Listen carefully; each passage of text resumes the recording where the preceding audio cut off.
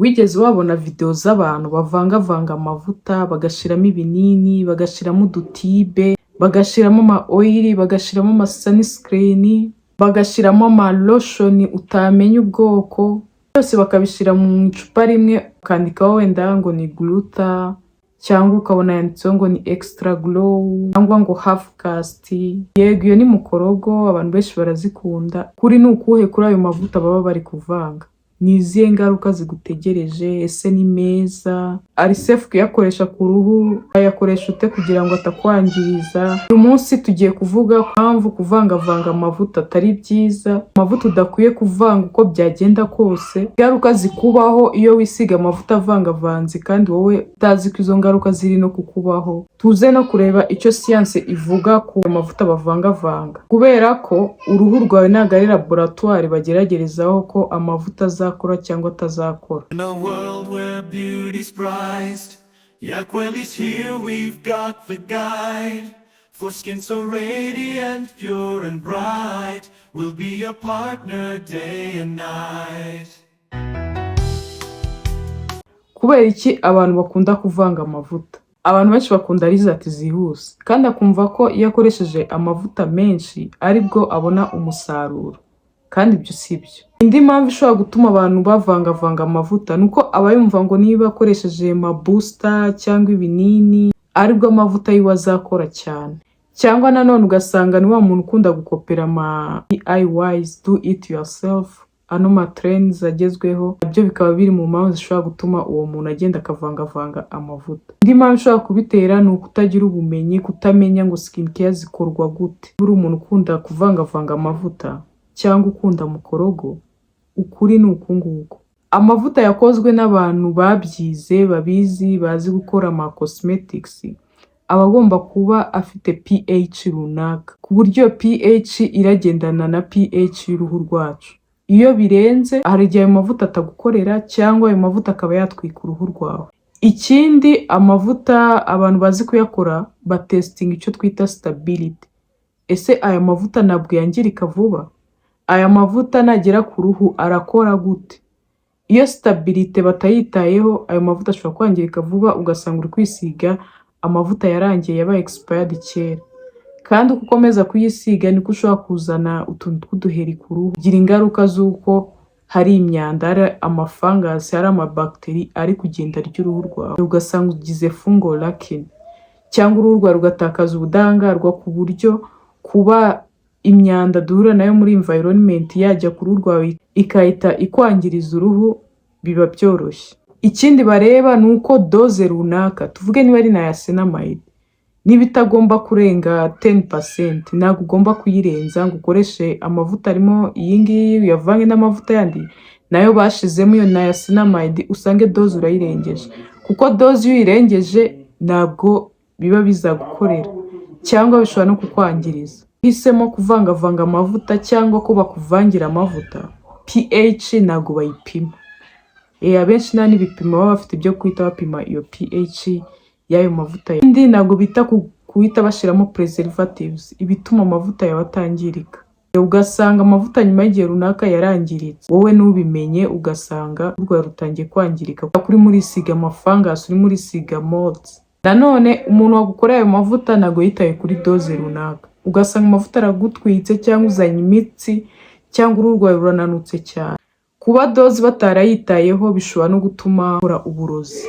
Ni shimi bari kuvanga, bishobora gukora uburozi bwakwangiza uruhu rwawe. Aha rero niho ibibazo bihera.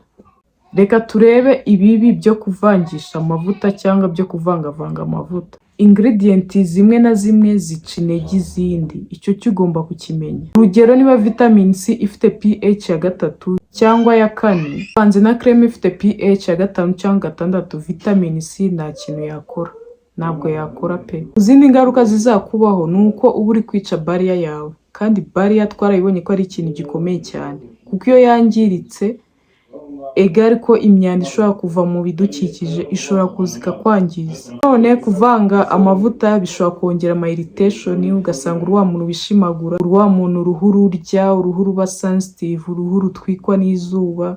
Ikindi bishobora gutuma uruhu rwawe rutakaza amazi, ugasanga uri kugira uruhu rwumye cyane. Bishobora gutuma uruhu rutukura, rushishuka, rugashya. Abashakashatsi bagaragaza ko kuvangisha amavuta bishobora no kukuzanira eczema, kandi eczema ni imwe mu ndwara igoye cyane kuvura, ntabwo ijya ipfa gukira. Iyo wayirwaye uba ugomba kumenya kuyikontorora. Izindi ngaruka kuvangisha amavuta ni uko ushobora gukora over exfoliation utabizi. Urugero bakavanga amaside runaka, bakavanga amahazi, BHAs n'amaretinol, bakavanga glycolic acid na tretinoine, cyangwa salicylic na vitamin C bakabivanga, kandi ibyo ntabwo bibaho. Ushobora kugutera ya sensitive skin itabaho. Ushobora no gutuma uruhu rwawe rugira ama inflammation. Inflammation, iyo tuvuze inflammation tuba dushatse kuvuga uruhu rwawe kwakamo umuriro.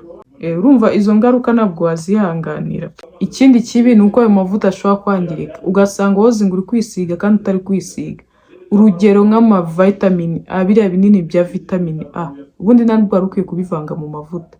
Ntabwo wemerewe gushira ibinini mu mavuta, kubera ko ukigifungura gusa kita gitakaza agaciro, kita kiba expired. Ikinini cyaremewe gukoreshwa rimwe, ukagifungura ukahita ugikoresha ku kanya. Iyo rero ukibitse mu mavuta kita kiba expired, ntabwo kiba kikigukorera. Ugomba kugifungura ukahita ugikoresha ukakimara. Rero iyo ugifunguye ukakimena mu mavuta kiba cyamaze kwangizwa n'umwuka, habayeho oxidation. Cyane cyane ibyo bikunda kuba ku binini bya vitamin C, vitamin E. Birika vuba rwose, ntuzigere na rimwe ubivanga mu mavuta. Reka turebe ni ayahe mavuta utagomba kuvanga uko byagenda kose. Twihuse reka mubwire amavuta 7 udakwiye kuvanga. Bibaye na byiza wafata agakayi ukabyandika ahantu kuko ni ingenzi cyane. Amavuta ya mbere, retinol na benzoyl peroxide. Benzoyl peroxide yica retinol, bigatuma retinol nta musaruro n'umwe iguha. Ntuzigere na rimwe ukaraba cleanse irimo benzoyl nurangize ngo wisige retinol. Ni amakosa. No kubivanga ni amakosa. Bishobora kandi no kukongerera irritation utigeze ugira kuva wabaho. Ibindi utagomba kuvanga ni retinol, vitamin C. Byombi bifite imbaraga, kereka ibi byombi byahuriye mu icupa rimwe, byakozwe na brand imwe. Naho igihe atari ibintu bakoze, ari abantu babizi bakabikora babisobanukiwe, ntuzigere na rimwe ukoresha vitamin C ngo uhite ukoresha na retinol. Ayo ni amakosa. Byongera irritation. Iyo tuvuze kongera irritation tuba tuvuze ko bituma uruhu rwawe rurakara. Bishobora no gutuma yakora ibiheri, cyangwa ukishimagura, cyangwa ukumva uruhu rwawe ntabwo ruguwe neza. Ikindi bishobora kwangiza barrier yawe ku kigero cyo hejuru, ugasanga uruhu rwawe birakugoye cyane kongera kurusana. None ikindi ugomba kumenya ni uko byombi ari nko kwatsa umuriro. Byongera inflammation bivuze uruhu rwawe rwakamo umuriro. Ikindi cya gatatu utagomba kuvanga ni exfoliation acid, amaside. Ugakoresha amahazi, ugakoresha BHAs. Oya. Kereka nanone byakozwe na brand imwe. Gutya dufite iriya exfoliating toner yacu ivanzemo ahazi BHAs. Aho ni sawa, byarakozwe ku kigero runaka ku buryo bitakwangiza uruhu. Ariko wowe kirazira kuba wakoresheje ahazi guhita ugenda ukoresha BHAs. Amaside niba ukoresheje iyi ni iyo ngiyo, iyindi urayigenera undi munsi. Hari abantu batajya basobanukirwa iyo tuvuze ahazi na BHAs. Iyo tuvuze ahazi, urugero ni glycolic acid, lactic acid nayo ni ahazi, salicylic acid niyo BHAs izwi. Ibyo bintu ntabwo ukwiye kubikoresha ngo ukoreshe kimwe wongere ukoreshe n'ikindi. Hoya, kereka biri mu icupa rimwe, aho ni sawa. Impamvu udakwiye kubikoresha ni uko nabyo bishobora kongera inflammation, uruhu rwawe rukakamo umuriro, cyangwa rukarakaza uruhu, irritation zikavuka. Ikindi bishobora gutuma uruhu rwawe rukora ama dark spot atari ngombwa, ugasanga uruhu rwawe uzanye hyperpigmentation. Icya kane utagomba kuvanga ni hydroquinone hamwe na retinol. Bishobora kongera irritation yo ku rwego rwo hejuru, cyangwa ukagira ikintu twita ochronosis, uruhu rwawe kuba rwazana amabara nk'aya ngaya. Nanone ikintu ugomba kumenya ni uko hydroquinone ikoreshwa under supervision y'umuganga. Naho wowe iyo uyikoresheje wowe ubwawe ushobora kwangiza n'impyiko. Icya gatanu utagomba kuvanga ni vitamin n'ikintu icyo ari cyo cyose. Vitamin E ntabwo ivangwa mu mavuta. tocopherol cyangwa vitamine E ni oil. Iyo rero ubivanze oil wenda ukayivanga n'amakreme ntabwo byivanga, cyangwa bishobora no gutuma pores zawe ziziba. Ugasanga ni comedogenic, ayisiga zawe zikaziba ukaba wazana ibiheri bya hato na hato. None ushobora no kwisiga ukabona uruhu rwawe ntabwo hose amavuta yagufasha. None nabivuze, ibinini iyo ubivanze mu mavuta ako kanya bitabyangirika kuko ikinini gikoreshwa rimwe gusa.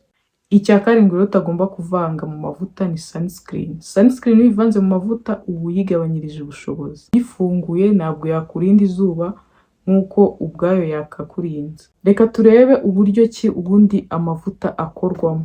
Skin care iyo ikorwa bita cyane kuri emulsification, kubera ko amavuta n'amazi ntabwo bijya byivanga. Emulsify ni ikintu gituma amavuta n'amazi byivanga. Icyo kintu bacyitaho iyo bari gukora amavuta.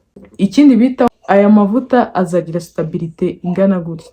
Bakita nanone kuri pH y'ayo mavuta. Iyo pH iri kuzamuka ushobora kongeramo citric acid. Ako ngako ni akabanga mwibiye. Citric acid inusu ngira ngo igura 5. Bari abantu bacuruza ibikoresho byo mu nganda. Iyo pH uyipimye ukabona iri hejuru cyane wongeramo citric acid, amavuta akapfa kugira pH iri balance. Ikindi bitaho ni ugushira mu mavuta mu bituma amavuta atangirika. Bagashiramo preservatives. Preservatives niyo iduha igihe amavuta azaba expired. Iyo preservatives izarangira tuvuge muri 2027, ubwo n'amavuta bazarangira muri 2027. Urumva ko iyo uvangavanze amavuta izo steps zose urazirengagiza. Ntabwo skin care ari ingredient gusa, ahubwo ni chemistry. Ingaruka z'igihe kirekire zizakubaho nukomeza gukoresha amavuta ya mukorogo cyangwa amavuta bavangavanga nuko uzagira sensitive skin. Uzagira sensitive skin ikabije ku buryo no kunyura hanze ugahura n'urumuri bizajya bikugora. Ikindi cya kabiri kizakuba nuko barrier yawe izangirika ku kigero cyo hejuru, uruhu rwawe nta budahangarwa rukigira. Ikindi kizakubaho ni uzazana amabara adasobanutse, nko kuzana amabara y'umweru, amabara y'umukara, uruhu rudasa hose. Kandi ibyo bintu murabizi ko ari ibintu bimwe bigora cyane gukuraho, binagutwara amafaranga menshi. Ikindi kizakubaho ni uko uzarwara ibiheri bitumva umuti, ubivure bikunanire pe, maze usange aho kubona ya extra glow cyangwa ya half cast bakwijeje, ahubwo usange uruhu rwawe rwabaye madoado. Ntuzavuge ngo sinakuburiye. Icyo gukora rero mu mwanya wo kuvangavanga amavuta, kurikiranya amavuta yawe uko bikwiye. Niba ari lotion, nyuma ya lotion renzaho iyo oil. Yakoresha uko uwakoze ayo mavuta yabiteganyije. Wikwigira umushakashatsi ngo utangire uruhu rwawe urwigireho. Niba ushaka kwiga skin care formulation, genda ujye kubyiga. Ahantu heza wabyiga ni kuri Formula Botanical, barabyigisha neza cyane. Shaka amafaranga ujye kwihugura wige, uzagaruka uri umupro mu kuvangavanga amavuta. Ikindi ongera muri routine yawe actives runaka, ariko ubikore gake gake. Wihita ufata ngo wongere muri routine yawe actives runaka utabanje no gukora patch testing. Patch testing ni kuriya ubanza gusiga nko ku matwi cyangwa ugasiga ku kuguru ukareba niba nta ngaruka bikugiraho. Ubundi buryo bwiza bwo gutuma uruhu rwawe ruguha umusaruro ni ugukora skin resting. Uruhu rwawe ukajya ukoresha ibintu bikesha uyu munsi, ejo ukaba ubyoreye. Ya yandi wisize aba ari gukora akazi kayo, wowe uruhu rwawe waruruhuye. Ntukoresha amavuta akesha buri munsi. Aho gukoresha amavuta akesha buri munsi, wakoresha amavuta kongera hydration. Ka gake wakoresheje ya mavuta akesha kaba kari gukora. Reka umururumba.